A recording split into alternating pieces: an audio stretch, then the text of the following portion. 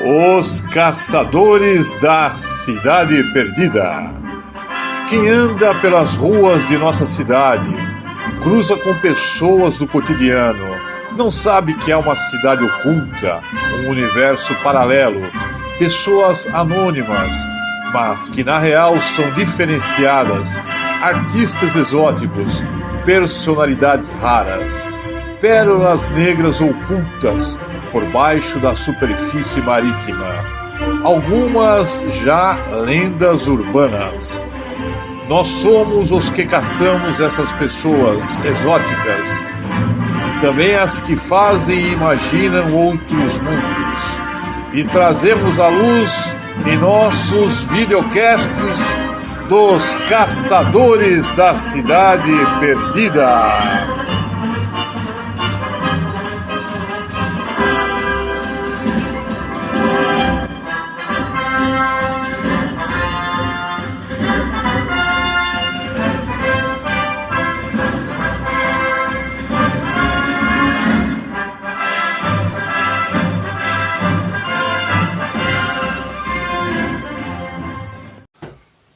Bom, gente, aqui estamos em mais um Caçadores da Cidade Perdida, que na verdade não é exatamente a cidade, são as pessoas, né? As pessoas que fazem coisas diferentes, exóticas, fora do comum, que moram na nossa cidade, que todo o litoral sul, Praia Grande, são cidades salsichas, eu chamo, né? Elas são fininhas, né?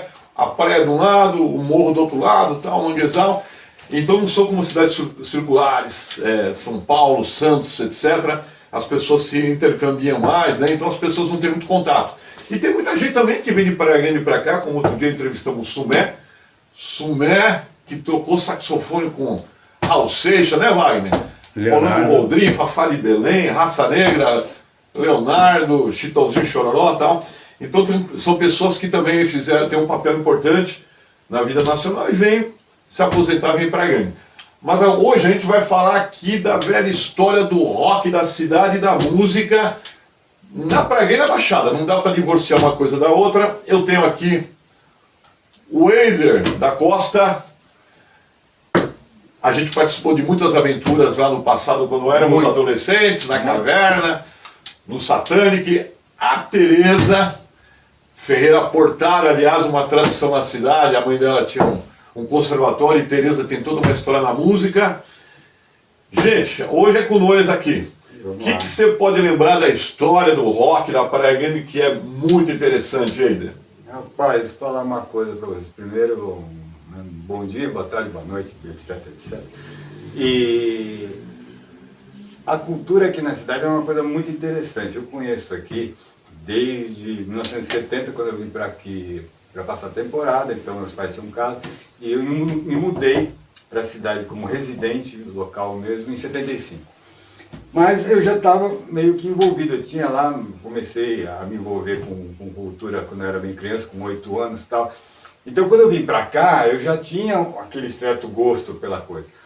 E eu lembro o meu primeiro contato com a cultura aqui na cidade, foi inclusive com a banda que vocês tocavam, que a gente ia, eu não lembro quem era que comigo a gente ficava, tinha aquele conservatório do lado onde era Pegue Pão ali, hoje é a mãe da Tereza, né? Portaro. Então, porque era ali, onde é o prédio da Associação Comercial. Isso mesmo. Então a gente ficava, eu lembro que a gente ficava, eu e um outro amigo meu, eu não lembro quem era, a gente ficava embaixo de uma mesa para não atrapalhar, e o Jaspe tinha a banda que ensaiava.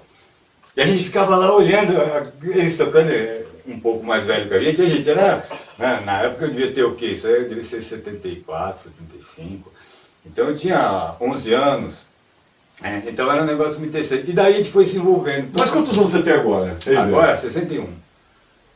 Então acho que você tinha mais. Tá tudo bem, eu tinha uns 15 anos, Entendeu? A gente começou a banda, era 14, 15 anos. Eu acho que naquela época era o Arthur na bateria. A gente era precoce, todo mundo era precoce. Acho que era o Arthur, né? Arthur na bateria. Arthur na bateria, acho que era o Aquino, o Hitchcock, né? Isso. Depois o Mário, irmão do Arthur, cantava comigo. Então era uma coisa legal. E daí foi crescendo, né? Aí eu vim conhecer sua mãe, né, que foi minha professora de teoria musical. Nossa, Foi? Foi a professora, foi Tem que ter aprendido bem então, hein? Graças a Deus, tive uma boa mestra. Ah. E ela tinha uma paciência, assim, um amor de pessoa. Ela era muito calma. Ela tinha muita paciência, inclusive com rebeldes. Nossa, nem fale. Eu lembro uma vez que eu tinha aula com ela de teoria e fazia violão clássico com o Aquino. Opa, só mestres. E aí o que acontece? O Aquino, ele era um cara que, sabe, foi a primeira Fender que eu vi na minha vida, que eu gostei numa Fender, foi a dele. Ele tinha um violão, um Sugiyama, quando ele comprou, ele levou lá e tocou. Isso aqui tinha um som maravilhoso. Não, vamos aclarar, para a nova geração que está escutando nós, aquela época era guitarra Giannini, já era muito. Nossa, Você sonhava com a Fender, com a Gibson, você via a foto na revista Pop. Era de outro mundo. E você sonhava, você não ia ver nunca. Então o Aquino, ele tinha aquela coisa, ele era um cara estudioso. Sim, 8 horas por dia, a mãe dele pegava no pé. E ele dava as aulas lá e tal, e eu, né, aquela coisa, molecão, rock and roll e tal. Aí ele estudava pelo método do Henrique Pinto. Eu cheguei a pegar. Aí eu peguei aquele método do Henrique Pinto, né, fui tocar com ele, pra variar, eu sou um cara meio ousado, né, eu gosto de fazer aquelas coisas. Eu fui pra última página. Xarope. Eu já fui direto na última, eu abri, era o Burré de Johann Sebastian Bach. Aí eu, Aquino, eu quero tocar essa aqui. Aí, não, cara, não é com toda a paciência, não, tal. Aí comecei de Greensleeve, aquelas... Começava com o Greensleeve, eu tenho até hoje esse método. Aí foi. E todo dia eu chegava lá, né, Jasper, eu quero, Aquino, eu quero tocar essa aqui. Um dia ele se invocou, que eu enchi o saco, mas eu enchia, porque eu sempre fui chato. Eu ficava cutucando ele só para ver a reação. Um dia ele me trancou, tinha a sala que tinha as cadeiras e um piano.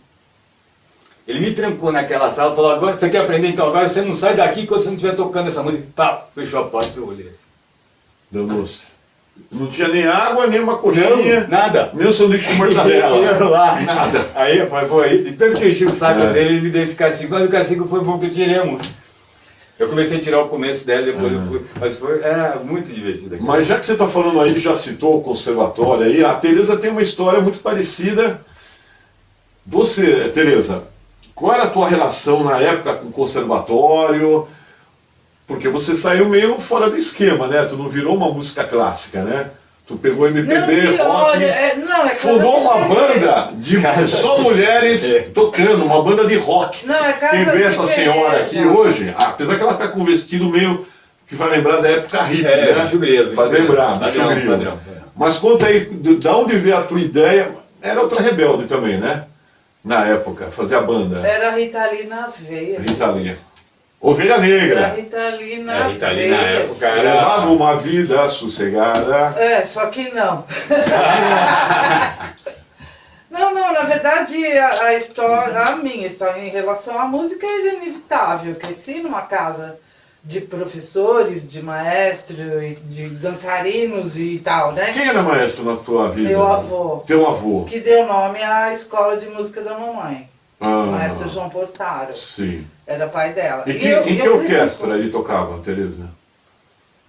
Era da rádio de São Paulo, alguma coisa assim? E o maestro João Portaro, ele era um dos arranjadores e regente de uma das orquestras da Rádio Gazeta, num momento que no Brasil a rádio era o top do que havia, e quando em cena os programas de rádio eram ao vivo, né? Era isso. E no cinema, na época do cinema mudo, veja você. Tinha orquestra. O que não era mudo era a orquestra. Então, não, é dessa época. Mas ele tinha regional e ele era muito procurado. Na sociedade em São Paulo isso era mais pesado, né? Mais comum. E ele fez muito sucesso e ficou muitos anos lá, graças a Deus, né? E eu nasci nesse berço aí, nesse berço. Papai era um assoviador profissional. Ele fazia treinados de violinos no assovio, que era uma coisa impecável. Então era muito legal, assim, a minha infância pura, era mamãe tocando piano e papai fazendo contracanto em assovio. Isso era afetivo, ainda é afetivo. Eu lembro que eu tive um professor no cursinho, era muito engraçado. Ele dava, acho que era história. Ele fazia, ele estava falando, aí ele falava parte do texto dele, ele assobiava. Só que ele assobiava como se fossem duas pessoas assobiando ao mesmo tempo, todo mundo ficava em choque. Isso. Assim. Era muito legal. Quem Então, sabe, papai sabia quem fazer sabe isso. assobiar. Era muito legal. E papai ele tocava violão muito levemente, uma coisa mais regional e simples, não como músico profissional, mas porque ele sempre foi viajante, né? Entre aspas, ele era um caixeiro viajante, papai sempre viajou vendendo, então ele pegava o violão para se reunir numa roda e tocava alguma coisa. Então tá na veia isso. E para quem chegou em Praia Grande e não conhece, muita gente, né, fala comigo, a época da caverna, eu fui. Depois a gente pode até falar um pouco sobre isso, idealizador da caverna, que começamos construindo entre 10 e terminamos em 2. 2 pessoas depois de 2 anos. Mas antes disso, o conservatório, Portaro, ele era um referente na cidade, porque Praia Grande tinha muito turista de fora, inclusive estrangeiro, da Itália, Estados Unidos. E você, quando há algo de música na avenida que chamava Tupiniquins na época, atual ditador Costa Silva, ela era um referente. Lá, inclusive, um dia eu cruzei com o Paulo Som, do Pão com Manteiga, saudoso agora, né, ele faleceu, que é uma das bandas de rock progressivo mais importantes do Brasil, que na época eles ganharam um prêmio, mas eles eram desconhecidos no grande público. O Johnny, inclusive, que tocou depois na minha banda, foi o 4º melhor guitarrista, eles também, a 4ª melhor banda, depois dos Novos Baianos, do Terço e dos Mutantes. Os Mutantes daquela etapa já de tipo Yes, né? Não da Rita Lee, tudo foi feito pelo Sol. E hoje o Pão com Manteiga está sendo redescoberto graças ao YouTube, porque hoje o YouTube você começa a digitalizar os discos de vinis antigos que ninguém nem conhecia, você está redescobrindo. Então, a Tereza fez parte disso, mas aí a Tereza tem umas coisas interessantes para contar. Porque você está na gênese de uma banda. Como era o nome da banda das mulheres e a outra banda que você fez depois, Tereza? Não foi depois, foi antes. Foi antes. Não, é que na Escola da Mamãe... É que o nome faz confundir, o nome é depois do Além. Na verdade é antes do Além, então. É isso. Não, eles foram estudar na Escola da Mamãe, fazer teoria, porque já eram músicos. Aliás, detalhe importantíssimo, eram jovens, militares e músicos. E foram estudar, né, se preparar com aulas de teoria musical. E assim nos conhecemos, só que coincidentemente nesse período, e boa parte em razão disso, eles foram estudar também por causa disso, era a época dos festivais. Sim. E aí teve um movimento muito grande de festival aqui em Praia Grande, e um dos festivais, a final, era na Rádio Cultura em Santos. E nas classificatórias, essa banda, na verdade eram 2 amigos e um batera. E o batera nem era, foi uma coisa meio agregada. E o nome assim. da banda era? Ainda não era banda. Tá. Eu vou explicar isso. Aí, quando eles foram para o festival e ganharam o festival lá na Rádio Cultura, eles formaram a banda. E essa banda, que era do Arô e do Gustavo, era depois do Além. E eles começaram a se preparar e tal, e me convidaram também, circunstancialmente, para eu cantar algumas músicas, porque eles queriam uma voz feminina. Porque era só o Arô e o Gustavo, só isso. E aí era isso. Comecei a cantar com eles, chegamos, aí nesse período, na época da rebeldia, né? Eu comecei a viajar com eles, fazendo turnê, entre aspas, porque nem noção disso a gente tinha. Para outros estados, inclusive, se bem me lembro, né? Não, para outras cidades. Outras cidades. Chegamos aí até o Rio, mas não chegamos a nos representar lá, na divisa do Rio. Aí, enfim, foi assim que a história começou. Só que nesse meio tempo, na escola ainda, né, que antigamente era o Colégio Estadual de Praia Grande, e depois Reinaldo Campos Bush. Sim. Eu saí da banda porque não dava para eu ficar. Primeiro, era menor de idade e a gente era o Depois do Além era uma banda atípica. Vocês vão entender. Ninguém fumava, ninguém bebia, ninguém fazia nada. Era só música, era só pura música. Sim. Então a gente. Era uma coisa muito diferenciada. Então a banda sempre foi muito respeitada por conta disso. Quando eu voltei, saindo da banda, a mamãe tinha adoecido e tal, então eu voltei para Praia Grande e montei, pouco tempo depois, a banda Manivelas Rock, que eram só meninas. A exceção no início era o baterista, porque a gente não tinha uma baterista ainda. Era o Arthur Loreto, que estava ensinando Mariane Senagnosti a ser baterista. Ele preparava a Mariance. E aí nós tínhamos Clara e Galize cantando, chegamos a ter Eliana Bastos cantando, tivemos... eu fazia baixo na época, ou teclado, a Dudu guitarrista, era a nossa base. E era isso, e era uma época também que não tinha mulheres de frente. Começou a surgir, isso eu estou falando de anos 70, tá? Não tinha, e começou a surgir, e assim, a nossa referência pesadíssima era a Suzy 4 no baixo, eu ficava, meu Deus, eu enlouquecia. E principalmente Rita Lee e Lúcia Turban, que era o nosso, olha, dá pra fazer. E quem nos apoiava e estimulava? Obviamente mamãe, só que mamãe com um senso crítico, que era assim, não pode fazer isso, estão tocando desafinado, tem que arrumar, não sei o quê. Imagina. Quem nos agenciava, entre aspas, Ainda bem que não eram punks, né? circunstancialmente, era a Leni Morato. A Leni nos agenciava. Que a Leni é a mãe da... Não, então, a gente, o público eles não sabe disso. Não, Eu vou digitar a sala de teatro Leni Morato. A Leni Morato, a sala de teatro, é a mãe da Dudu, Edviges Morato. E o Zeca Morato, que eu tive ontem no bar lá, ele estava tocando ao vivo, tive uma surpresa ele de coque, depois a gente comenta aí. Ah, legal. Lá no Bar do Zulu, ontem à noite.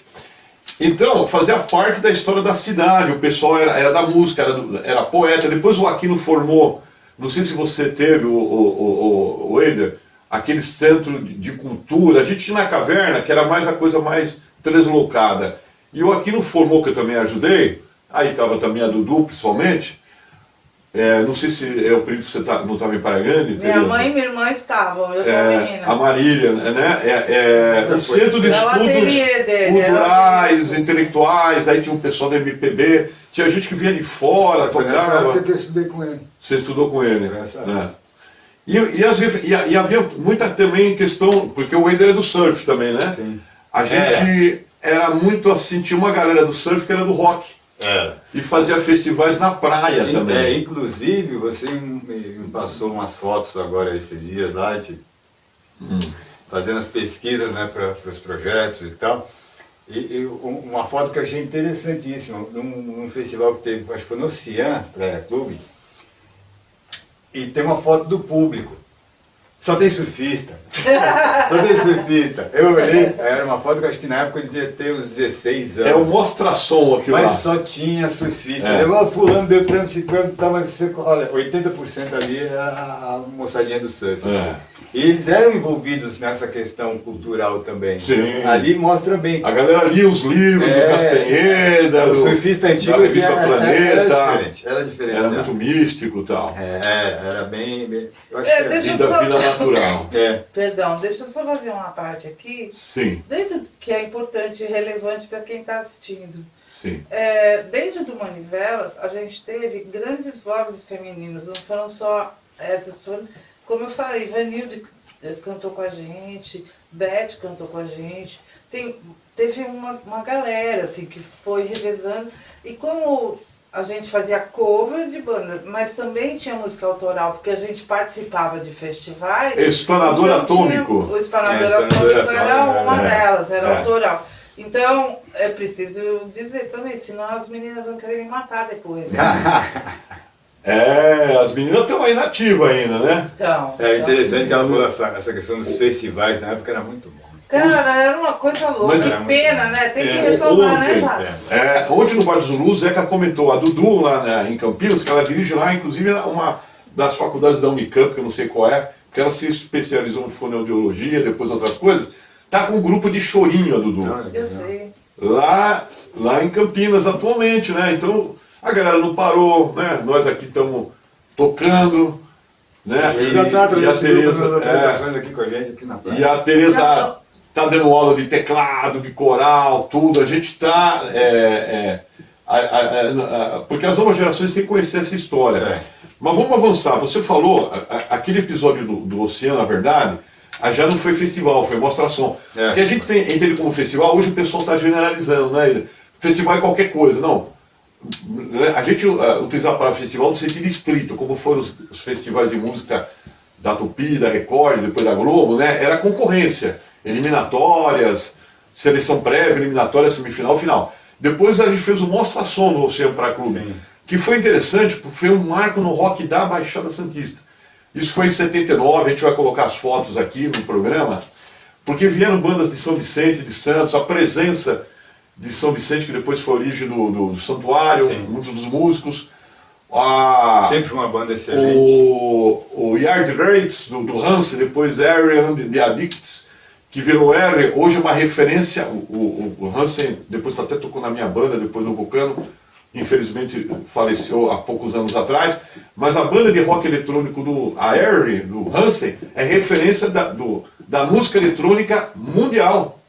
Mundial. Isso é Praia Grande. Você fala, pô, Praia Grande, surfista, praia, né? O que tem a ver? De repente até isso, né? A gente foi referência com o Vulcano, que é uma banda de thrash, death metal, black metal, e a gente tem aquela tradição da música da Seresta. Você lembra alguma coisa dos violeiros de antes, ô Tereza? Aqui em Praia Dos caiçaras, porque aqui vinha Silvio Caldas, né? Lembra?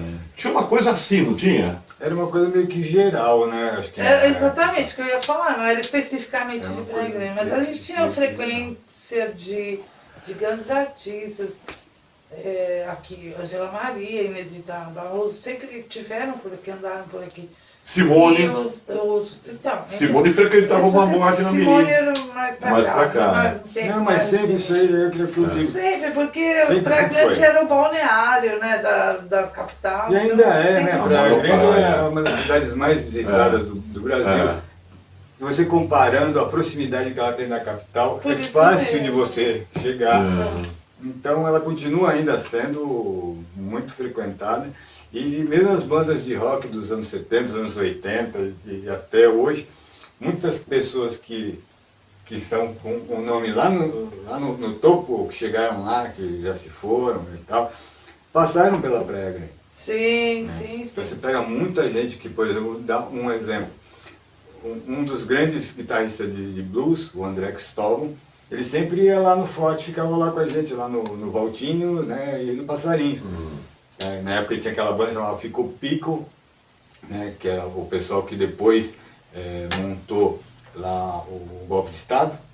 Sim. Então, eles tinham uma banda chamada Fico Pico e eles tocavam blues. Né, aquele rock and roll mais assim, e depois ele se tornou um dos grandes nomes do blues nacional. Né? Então a Praia Grande tem muito disso daí. Então, tem muita história. E isso é importante. Mesmo. E aí é gozado que houve quase uma diáspora e voltamos, né? Porque Tereza foi morar em Minas Gerais, tu foi pro Paraná, você foi pro eu fui pra Argentina, o Hansi tinha ido pra Fortaleza, o Johnny do Pouco Manteiga do Satani, que foi como topógrafo, ficou 10 anos trabalhando lá no Amazonas, né? Abrindo estrada lá, topógrafo, né? E depois fomos retornando à Praia Grande. Em Minas Gerais, tua experiência em Minas, Teresa, porque Minas... Completamente avessa a isso. A música. Sim, porque Minas é uma coisa impressionante do clube da esquina, etc. Você não teve nenhum contato com esse pessoal lá, não, né? Do clube da esquina, daquela raiz Primeiro mineira. porque eu não fiquei em BH, e toda essa estrutura está em BH. Na capital, não. Embora eu fui para uma região bastante importante lá. Qual seria a região? No Vale do Aço. Tá. Acontece que a cultura mineira é muito especial. Então, e lá eu tive, por incrível que pareça, mais contato com a música sertaneja raiz. Que porque eles são muito ligados a isso. Muito musical. Aí sim, a seresta. Aí sim. É o habitué, né? Uma coisa de habitué. Eles são, é normal. Eles saem e vão tocar em algum lugar, saem pela rua cantando.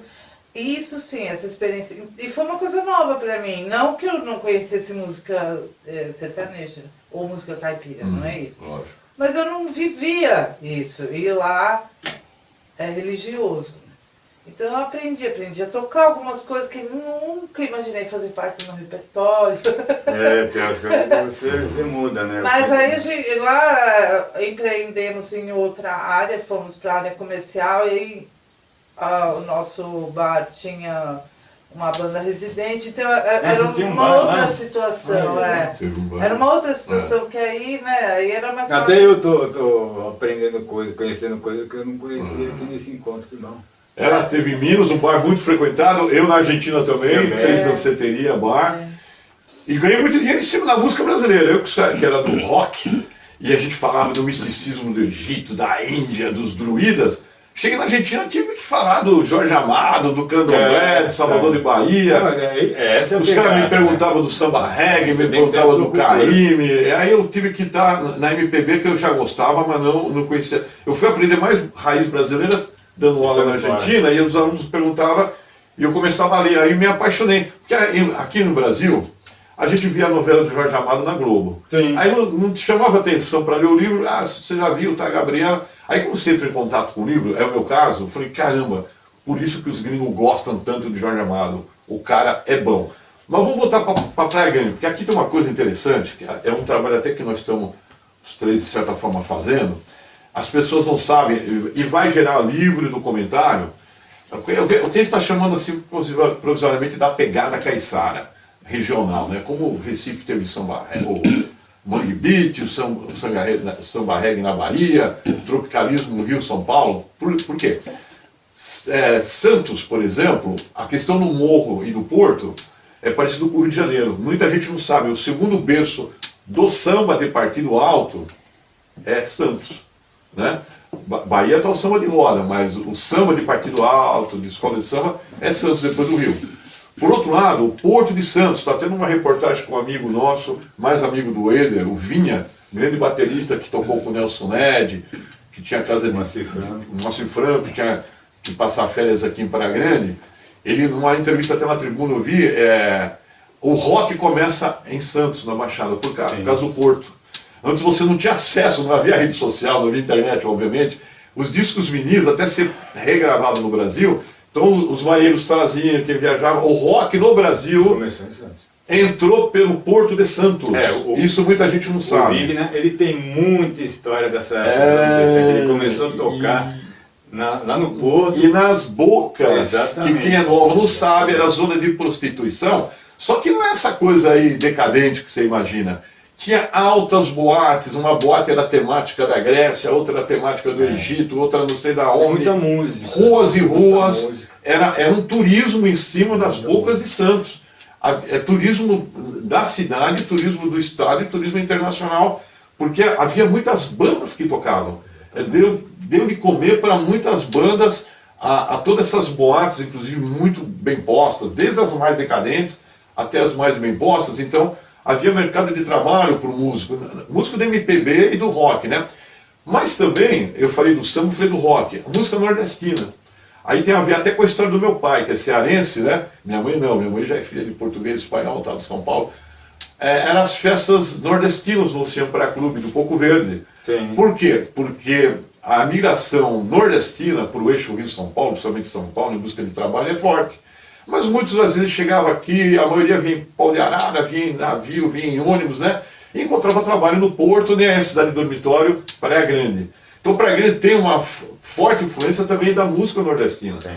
Então isso tudo conflui numa riqueza musical que, infelizmente, não é nem explorada pelo poder público. Isso aí teria que ser mais incentivado e estimulado. Eu hoje, ontem eu estive em Santos vendo lá uns eventos, Santos é mais atenta a isso, né? Você vê que lá a Secretaria de Cultura e Turismo, eles são mais atentos porque cultura é turismo, né? Mas aqui a gente tem um reservatório, e a gente não está falando da cultura caiçara, né? Que aqui desapareceram por completo as colônias de pescadores, já houve congada, hoje só tem na Ilha Bela, né? Mas tem ainda lá em Peruíbe o pessoal da viola caiçara, é o movimento viola peregrina, que eles fazem uma viola, ela é maciça, feita é um único tronco de árvore. Tipo viola de coxo, né? Eu não sei como é, mas ela não tem emendas, eles pegam o tronco de árvore e vão esculpindo. De coxo assim também.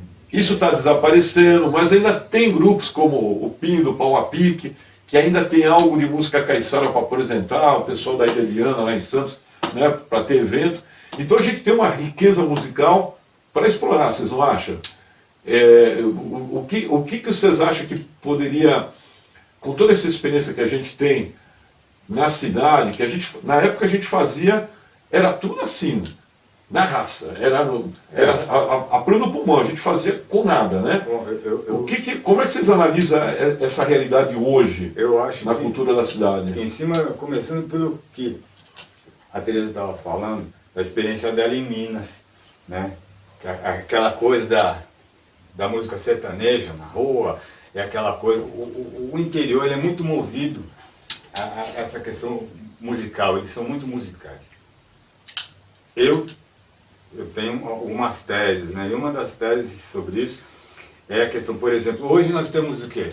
Nossa cultura é essa aqui, ó. Aqui, tá ali, entendeu? Então o que acontece?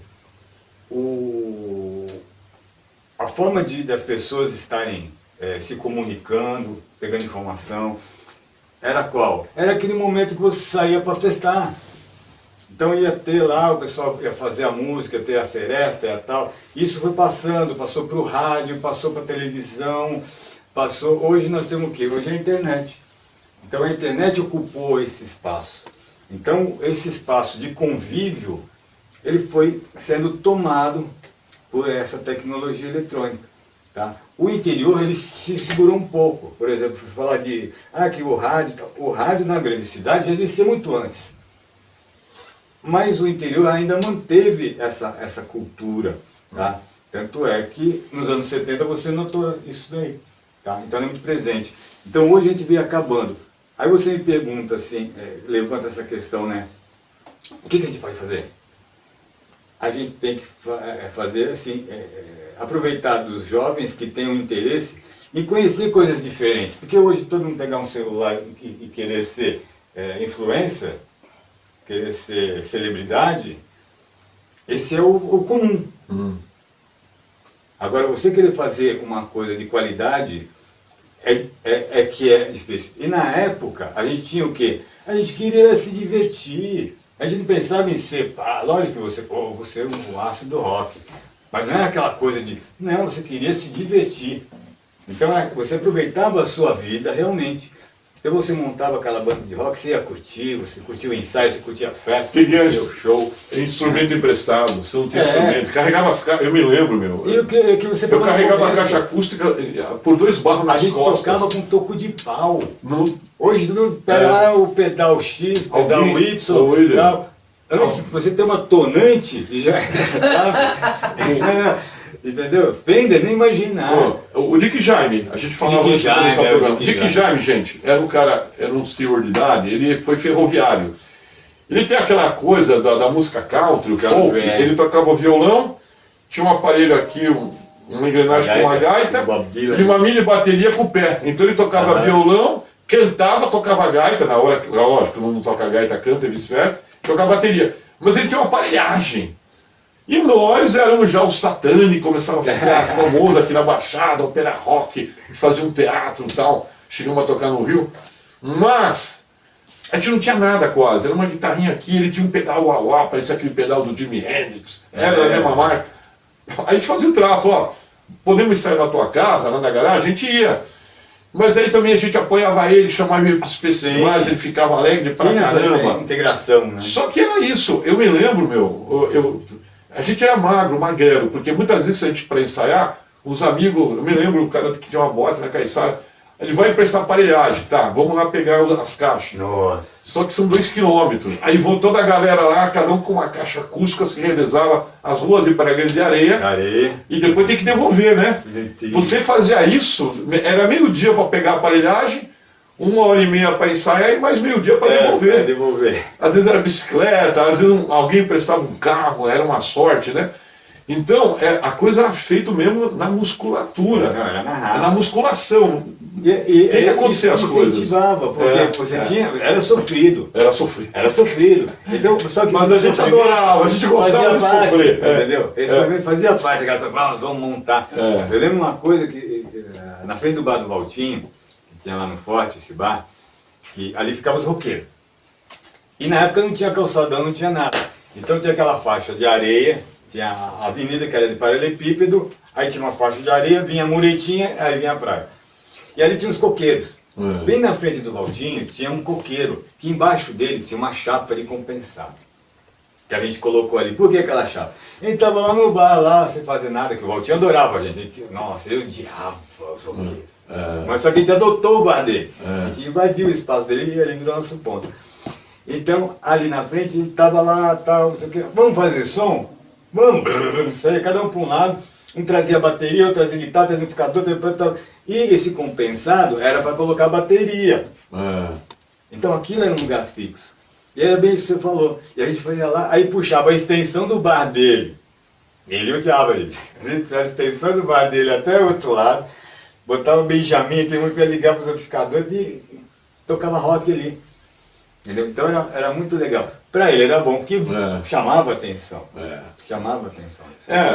E hoje eles proíbem você tocar, né? Fazia show. Mas era sobre isso que eu ia falar. Eu não tenho nostalgia assim negativa ou para trás a respeito daquele momento, até porque eu era adolescente. Então, né, adolescente só vai. Tudo tá bom. Só vai, e se vira. Não, então, só que eu acho que o momento agora, em termos de cultura, é aproveitar exatamente este momento, estar presente neste momento, que é aquela experiência que a gente viveu, a nossa garotada hoje com aquela faixa etária não vai ter jamais. Não, porque a gente vive um outro momento. Então, é trazer essa história, mas como o força Jorge a está criatividade, fazendo. né? Então, só que são criatividades diferentes, Eider. São criatividades diferentes.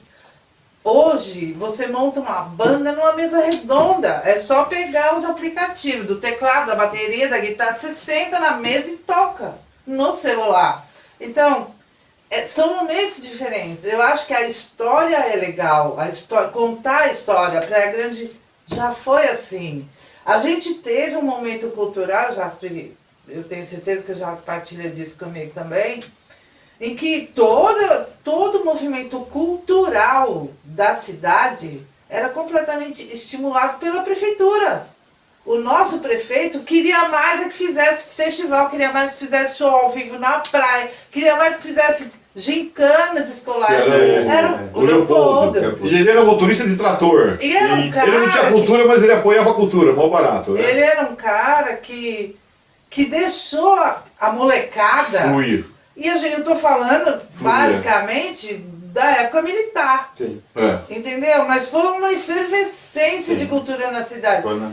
Hoje a gente não tem isso, ao contrário, a gente, porque eu me incluo aí, é castrado em termos de cultura. Quanto mais engessada a prefeitura puder fazer o projeto, mais E outra, e aí a garotada não tem eles se estilo. colocam num trilho também. Você quer fazer cultura? É isso aqui. Exatamente, siga por aqui. Olha, para Então, você ver. Cultura, arte, que eu saiba, é criatividade. Que é o que eu critico, que antigamente você tinha. Então você inventava, o Jasper tinha uma banda, isso aí, que eu conheci essa banda foi nessa época que eu falei, foi 75, 74. Sim. Que eles faziam uma mistura de que cada música era um teatro, Era performático. ela tinha um cenário diferente, tinha um costume diferente, roupas diferentes, tinha uma música diferente, tinha toda uma questão teatral em cada música. Então, isso era totalmente diverso. E hoje se fala tanto de diversidade, e o que você vê? É tudo igual. É tudo igual. Pasteurizado, a palavra é bem essa, pasteurizado ou homogeneizado, que nem o leite Sem cheiro, cheiro nem sabor, como diria o seu Valença. Eu coloco aqui um parâmetro bem cruel, porque essa diversidade a gente tem, existe. Ou está no underground, ou está sumida. Porque, por exemplo, o Teatro Mágico é essa performance do Satanic. Eles são teatrais, excelentes instrumentistas. De que cidade eles são? O Teatro Mágico? Eles são do Brasil, né? De todas as cidades, várias cidades. Mas eles estão onde? Na Biscoito Fino. Que é o seletivo do seletivo, entendeu? Então, assim, você tem... Eles são espetaculares, eles viajam o Brasil, eles têm fãs, mas eles não estão na mídia. E eles não estão na mídia porque não é pastorizado. É o trilho, é o que eu falei, é o trilho. Faz isso aqui, se você fora do trilho, eles parecem que põem uma cortina para esconder aquilo. E aí o que acontece? Isso que está por trás da cortina não serve como referência, como exemplo, como inspiração para o jovem ter essa coisa do criar. Vamos fazer, olha que legal, vamos fazer uma coisa diferente, uma coisa louca. Antes você queria se superar, você queria fazer... Não, e é uma coisa tão... como a gente fala assim, de enforcamento nesse aspecto.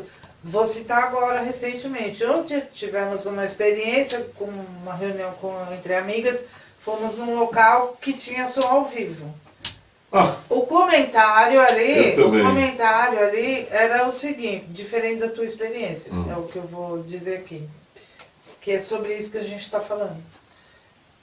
Você falou das noites das músicas ao vivo, que nos restaurantes e boates que dava comida e dava pão. Então, hoje acontece a mesma coisa, só que numa proporção bem diferente. No sentido de, alguns locais queriam ter uma banda ao vivo tocando, principalmente as casas de rock. É caro, é difícil.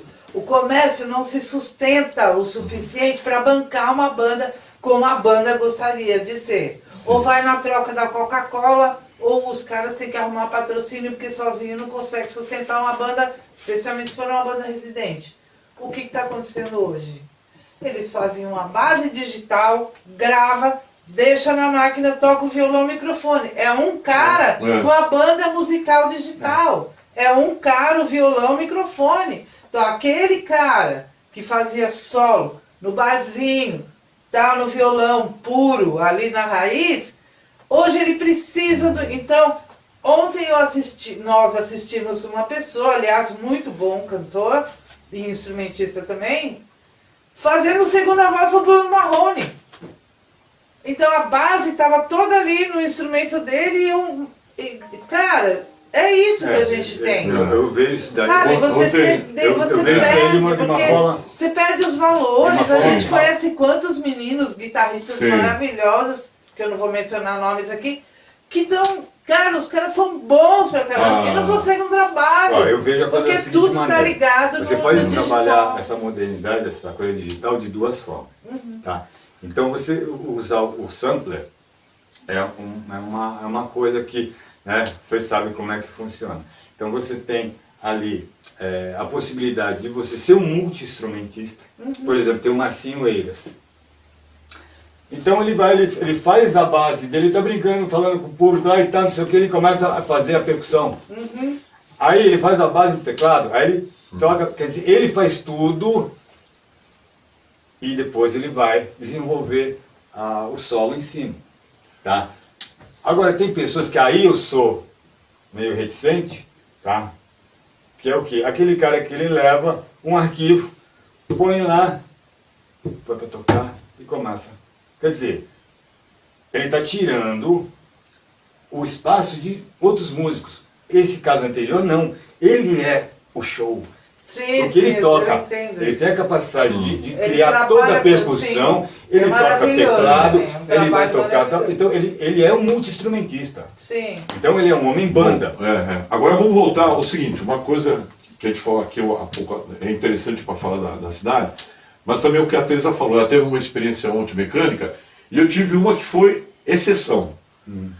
Cheguei lá no Bar do Zulu, tava, inclusive o baixista que foi do Satanic, Hit Rock, que é excelente, o Zeca, irmão da Dudu que a gente falava aqui, o Zeca simplesmente ele tinha de memória as músicas do Satanic de 50 anos atrás. É mesmo? Eu cheguei lá e ele começou a cantar Santo Rock, Rock 2000, Figueroa, Neto Figueroa na guitarra, que hoje é um mito em Praia Grande, e na bateria o Zulu. Fiquei emocionadíssimo, mas a gente tem coisas que a gente tá para baixo, a gente vê hoje um cenário de deslealdades, de gente mesquinha, né? Ontem eu fiquei com o espírito assim, lavada de noite, né? Mas, voltando ao que a Teresa falava na nossa época lá, inclusive do Leopoldo, havia assim também. Havia um secretário de turismo, o Ramos, o Joaquim Ramos, a gente metia o pau nele. Ele só puxava para coisa da cultura portuguesa que ele era descendente. É, e minha irmã dançava, inclusive, No rancho no rancho folclórico de Portugal, português, como vários dos nossos amigos. Que existe até hoje. Nada contra, inclusive, nossa, eu valorizei isso pra caramba quando fui pra Argentina. E eu virei um dos organizadores da festa das coletividades lá, que é das nações. Todo mundo, é a maior festa da Argentina, e é em Rosário. É igual que no Brasil. A maior festa popular do Brasil, está na maior cidade do Brasil, São Paulo? Não. Está na segunda, qual é? Rio de Janeiro, o Carnaval do Rio. Lá a maior festa da Argentina está em Rosário, onde eu morei, 17 anos. Festa das Nações, o governo federal não ajuda em nada, só coloca no calendário federal, mas é a prefeitura e as entidades. Então não tenho nada contra, porque lá o pessoal francês, peruano, boliviano, francês da Aliança Francesa, Israel, Alemanha, vários povos lá, Irã, né? Então tudo bem, China. Então é muito legal. Só que quem participa disso é o pessoal que não se deprime, porque eles têm uma vida com a gastronomia, com o artesanato, com as danças. É a garotada mais saudável no bom sentido. Eu não sou nenhum, quem me conhece sabe, nenhum conservador, mas saudável assim, as pessoas estão contentes com a vida, elas vão para frente, né? Porque elas respiram cultura. Então, por que eu falei isso? Não tenho nada contra. Aliás, eu acho que temos que incentivar tudo que é rancho folclórico, viu? Da cultura japonesa da Baixada, dos peruanos, dos argentinos, dos chilenos. Já. Temos que incentivar italianos, né? Agora, nós, na época, a gente queria uma cultura mais diferenciada, né? E a secretaria pendia para isso. Só que a gente criou um movimento jovem de Praia Grande e a gente ia para cima. Inclusive, eu aproveitei, meu pai foi presidente da Câmara por 2 anos, aproveitei TV Cultura, fui lá, consegui uma entrevista, fui lá, carro da Câmara, e organizamos um festival de rock em Praia Grande, mas eu aproveitei essa brecha. Então, não é que as coisas estavam dadas facilmente, só que a gente conseguia se organizar. Eu me lembro, não vou citar o caso do prefeito posterior, mas o Aquino, a gente fez uma reunião lá no gabinete dele, o Aquino fez ele passar vergonha, então eu não vou citar o nome dele. Ele quis falar da Carta Magna, Constituição Brasileira, e rock era coisa desses ingleses sem leis, aí o Aquino fez lembrar que a primeira Carta Magna da história e tal. Então, a gente contestava também, e na base da inteligência, do suor, da insistência, a gente era obsessivo, a gente abria esse espaço. Então, por exemplo, posteriormente, a gente começou no festival, os festivais de música no Colégio Estadual de Praia Grande, como a Teresa falava, virou Reinaldo Cantes Bush. Depois a gente tinha os clubes, que foi terminando em todo o Brasil, o clube do Siri, clube para São Paulo, que hoje é muito menor, os já acabaram de destruir a piscina lá. Então nesses clubes a gente fazia atividade. E aí, outra vez entrando na criatividade, eu consegui um prédio que meu pai tinha lá, que era uma sala de coisa lá, de vestiário, de um antigo hotel, fizemos uma caverna, com gesso, arame, madeira, 2 anos trabalhando, a gente parecia os escravos das pirâmides do Egito. Bem isso mesmo. Só que a caverna, ela deixou de ser um simples local de ensaio, porque foi um projeto meio megalômano, porque Foi. uma coisa para ensaiar, que se demora 2 anos fazendo, é uma coisa de louco, a gente não pensava que ia tanto tempo. Mas aí, o Casagrande, que era roqueiro, amigo da Rita Lee, na época que os jogadores de futebol hoje eles são do funk, na época era tudo do samba. Ele era do rock, né, com a Rita Lee, chegou em Praia Grande, onde é o local? A caverna. Local de ensaio, não era nenhum local. O pessoal que tocava com o Milton Nascimento esteve lá, que tocou com o Raul Seixas, né? E bandas de Santos que não tinham onde ensaiar, pedia a caverna para ensaiar. A gente tinha uma bateria velha lá e tal. Então, essa questão, e aí eu tive uma frase no movimento estudantil que eu leio, até hoje, depois de velho, eu uso. O primeiro passo é ocupar espaço.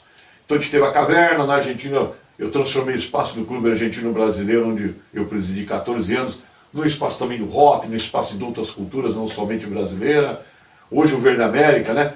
Por quê? Porque é importante o orgânico. Vocês falavam da cultura digital, mas vou falar de um tema aqui que hoje é censurado, é uma censura que eu apoio. O alto número de suicídio. Eu vou falar aqui e vou encerrar. De gente depressiva, quem é pobre é crack, quem tem mais dinheiro é cocaína. Por quê? A nossa sociedade está muito fechada, ficou fechada aqui também. Sim. Celular. Estamos numa Matrix. E as pessoas não têm convívio, inclusive prejudica até o contato humano, namoro, tal, sexo, amor, amizade, você fica fechado. Isso gera um ser humano, ele desumaniza. Então a cultura é um dos fatores, não é o único, mas que ele nos transforma em humanos. Você tem que saber. E aí é dever nosso, quando a gente vê a coisa degringolando, né? Seja a idade que seja, porque todos aqui que estão aqui passando dos 60, a gente sente, por isso estamos nessa mesa aqui hoje, né? Outros já abandonaram, a necessidade de estar mostrando o que se fazia no passado e incentivando as novas gerações. E eles também buscam. E aí o celular vai ter um problema. Aqui está tudo. Na nossa época não tinha isso, está tudo. Agora, como é que você vai descobrir isso tudo? É muita informação. Então, se você não tem um cara que orienta, isso vale para tudo, para filosofia, para história, para qualquer ciência ou tecnologia, né? Para música igual. Você vai ter que orientar. Tinha esses caras é bom. Eu vi essa banda, pô, que ruim. Não, era ruim. Ela é ruim hoje, para nós também era ruim. Não vou citar nomes, né? Músicas até do cenário, né? E havia os festivais de música, depois os programas como Chacrinha, que descobria talentos. Hoje está o Voice. Mas não é igual que antes. Antes era qualquer um que ia mesmo, o cara buzinava, era o programa do Bolinha, do Silvio Santos. O Chacrinha era o mais característico. Então a pessoa, aquela moça que é empregada doméstica, ela tinha... Vai lá, vai na cara de pau, canta, se saiu bem, saiu, se não saiu. Então, essa vida orgânica é o que a gente perdeu. E aí, era uma batalha também. A gente perdeu, as coisas não vinham fáceis. ou nos foi tomada. Então, Quando você fala em tecnologia, as duas vias, eu acho uma coisa assim complicada. Você se vende a uma facilidade, entendeu? Só que tudo cobra seu preço. Tá? Então, quando você tem tudo aqui, como você falou, você tem tudo aqui no seu celular, você acha que você tem tudo, mas você não tem. Porque se você não tem o conhecimento, o discernimento para separar o que você quer, você não tem. Mas você tem o quê? Você tem aquele fluxo de informação que eles querem que você receba. E isso vai formar toda a sua linha de vida. Então você vai seguir exatamente o que o sistema quer que você faça. E isso vem de onde? Vem dessa cultura digital. Sim. Então, da mesma forma que a cultura digital é uma ferramenta muito útil para a pessoa, mas a pessoa que está preparada, ele é um veneno para a maioria da sociedade. Eu vejo assim, não sou uma pessoa retrógrada de maneira alguma. Eu trabalho com isso aqui, está todo ferrado, porque eu só trabalho com isso aqui. O Eder, Só que eu uso de uma outra maneira. Você tem, Mas você tem o buscador, mas se você não souber o que vai buscar, você continua perdido. Não, mas Exatamente. peraí, tem mais uma coisa, É. não é o saber o que você vai buscar. Você confia no buscador. Hoje o buscador é uma inteligência artificial. Então, não, eu falava Entendeu? do orientador orgânico, não artificial. eu sei. não, mas é justamente é. isso. Essa nossa geração é a última analógica. É a última analógica. Porque a gente já é avô. Então, E os nossos netinhos, hoje, já sabem, A gente- inclusive, o que é IA. e a gente é doutrinado Entendeu? a Tá assim, essa aceitar, geração aceitar Y, o que ela manda pra gente. Nós perdemos essa capacidade de discernir, de analisar e de tirar conclusões próprias. Então, até aquela fácil, questão né? da criatividade que eu disse, que o jovem perdeu aquele impulso criativo, exatamente por causa disso, porque hoje é tudo mastigado. Então é muito mais simplista. então, Qual que é o mas meu o objetivo? orgânico que O meu já- objetivo é ser feliz. Ser feliz? Ter O orgânico sucesso. que o Jasper está se referindo, e acho que é importante a galera se ligar, é os nossos netinhos ainda têm a voz. Sim, ainda. Entendeu? Ainda. Porque daqui a pouco eles não terão Não tem mais. mais Bom, essa referência com o analógico. Do E jeito aí, que vai a crise climática, talvez não haja civilização em breve. não vou chegar É, nesse exagero, mas, mas- assim, o que eu estou dizendo é que se nós, essa geração, agora, a geração YZ elevada à quinta É. potência, tá aí. Porque tudo tem rótulo, né? Oi, tudo tem rótulo. Tá tudo cheio de letrinha pra mim. Tem letrinha demais nessa Qual que é o favela. rótulo que você está falando? A que você se refere? Tudo virou marca, né? Não, então, Tem- nós somos os millennials. O quê? Quando? Por quê? Gente, Mas, enfim. então, aí eu queria voltar também, porque havia um filtro interessante, essa dificuldade. Por exemplo, a gente já vai falar sobre isso, outro dia eu estava falando com o Eder. O Eder chegou a bancar e perder uma grana, um compacto, tocando com o Júnior Souto, que até ensaiou com o Satânico, mas nunca foi... Foi numa banda paralela no palco, mas não pelo Satânico, uma banda paralela nossa, que era o Metamorfoses. Mas assim, o Júnior Souto tinha uma velocidade na guitarra impressionante, aqui de Praia Grande. Morreu cedo, teve um ataque cardíaco, AVC, algo assim. O cara genial. E ele teve que bancar o compacto. Hoje em dia, qualquer um pode gravar aqui, Tem muita gravação, mas é porcaria. Quando você bancava um compacto, ou a Continental bancou os secos e molhados e depois o pão com manteiga, tinha que ter uma qualidade. Você não ia pôr dinheiro em uma coisa que fosse ruim. Nem que fosse o comercial, porque o comercial... vem falar do Odair José. O Odair José é bom. A Jovem Guarda era bom. Ninguém era ruim. Ninguém era ruim. Ninguém era Então, você investe e tem um filtro aí. Agora... Agora, hoje você faz sucesso um Caneta Azul. Aí é ruim. Bom, mas na época teve o João da Praia. Mas era exceção. Mas é pitoresco, aonde a vaca vai, o boi vai atrás. Mas a letra era criativa. Não era tão boba como essa... É uma decadência do caramba, gente. Vamos confessar. E não é aquela história, tem gente de geração que fala, na minha época era melhor. Não, porque a época anterior à minha, por exemplo, que era Beatles, Rolling Stones, nessa época eu era criança, né, pelo menos no auge deles, no começo. Eu considero boa pra cacete.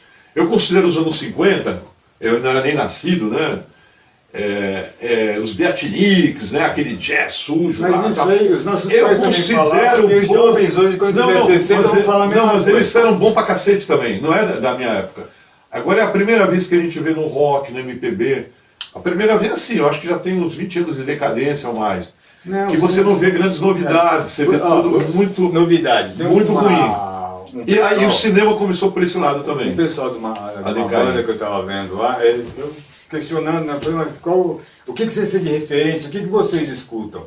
Aí eles me deram uma listagem de bandas, umas 3, 4 bandas, 3 bandas. Aí vou eu pesquisar essas bandas. Para meu espanto, essas bandas que servem como referência para eles, era Offspring, exatamente Offspring. Que Offspring é uma banda de lá do final dos anos 80, que se inspiraram aonde? No movimento punk. Quer dizer, post-punk. mas eles tocam exatamente Offspring. Sim. Sem agregar então, nada. quer dizer, sem agregar nada. Então, quer dizer, uma banda de hoje, nós estamos em 2024. Tocar o que se tocava em 84? Aí você vê as bandas de metal hoje. Meu, aquilo, o Vulcano fazia 40 anos atrás. Pô, você me fez lembrar, o Vulcano. O Uruca Anjo, que muita gente conhece, ele era o cabeça cortada na ópera rock do Satani, que eu levantava a caveira, tipo Hammer, então Gorila, e ele era de verdade, assustava o pessoal, era todo um negócio de rock e horror. Era muito legal. Ele não tinha trabalho, a família dele pobre, aí ele começou a imprimir os logotipos de rock em jeans para as pessoas costurar na roupa, tá? Mas também não dava muito dinheiro. O que ele fez? Vou tatuar. Ele praticamente reiniciou a cultura da tatuagem na Baixada. O que ele pegou? Uma máquina de dentista, de obturar dente, ele adaptou, e com os amigos eram os cobaias, eu não fui. Quem queria fazer uma tatuagem de graça? Então as primeiras eram ruinzinhas, né? E aí depois ele virou o cantor do Vulcano. Então, ele fez a minha tatuagem que eu tenho até hoje. E ninguém põe a mão, só ele que vai pôr a mão. E acontece. Mas foi das primeiras a tua ou foi depois que ele fiz a minha depois que ele fez a do Casagrande. Ele fez no Casagrande também? Olha. Ele fez. Essa eu descobri ele tem agora. Um gavião no braço, quem fez foi o Uruca. De ontem para hoje, duas coisas que eu descobri. Essa tatuagem do Casagrande do Uruca, grande amigo Uruca nosso, né, que virou... Hoje o Vulcano é conhecido no norte da Europa, no Chile e tal. E ontem, falando lá no Bar do Zuru, com o Zeca, no Pitcock. Lembra que outro dia, eu não sei por que aquele festival de Cubatão que a gente foi lá no Castelão, tivemos que ter a polícia escoltando, que a gente levou uma caravana, foi um ônibus lotado de gente, combis, carro, motos. Saía daqui em peso do seu. E eu pensava, erroneamente, que houve uma bronca contra nós, o nosso público, tal, nossos fãs. Era gente pra caramba, a gente levou mais de 100 pessoas. Tipo assim, porque a gente foi classificado, a galera de Cubatão apoiou nós, aquela loucura que a gente fazia no palco. Eu tenho as regras desse festival. Demônios da loucura. O prefeito estava no júri de Praia Grande, o coronel da Fortaleza Itaipu, o prefeito de Cubatão. Olha o que era o júri, né? Só que eu falei, por que tanta bronca? Porque até voou uma pedra no ônibus que pegou na testa de um dos amigos nossos da época, que era o Maionese, coitado. Não tinha nada, não era da banda, nada, mas era do fã-clube lá. E aí eu pensava que era só por esse fato da galera de Cubatão ficou endoidecida com nós, e aí os caras ficaram enciumados, porque na época havia muita rivalidade de cidade, né? Eu fiquei sabendo ontem... de bairros. Olha o que aconteceu. É engraçado, né? Aquele episódio, tava o Catatal já falecido, aquela cobra que a gente usava no show lá dos vampiros, do Drácula, o Catatal atirou no público, pegou numa mulher lá, que era lá da galera do fã-clube lá de Cubatão, uma moça lá, e a moça teve um ataque de pânico. Era cobra d'água, gente, não era venenosa, a gente não usava cobra venenosa. Mas era vivo. Mas uma cobra viva pegou em ti aqui, a mulher deu um ataque de pânico, eu não sabia disso. Aí a bronca veio por isso também. Aí foi atrás de nós, porque um da banda jogou a cobra no público. Olha as doideiras da época. Coisas de Catatal, né? Diga-se. Catatal é o demônio. Catatal é o demônio. Fala, apontava cada um. Não. Catatal era um santo. Demônio era o irmão dele, Tunico.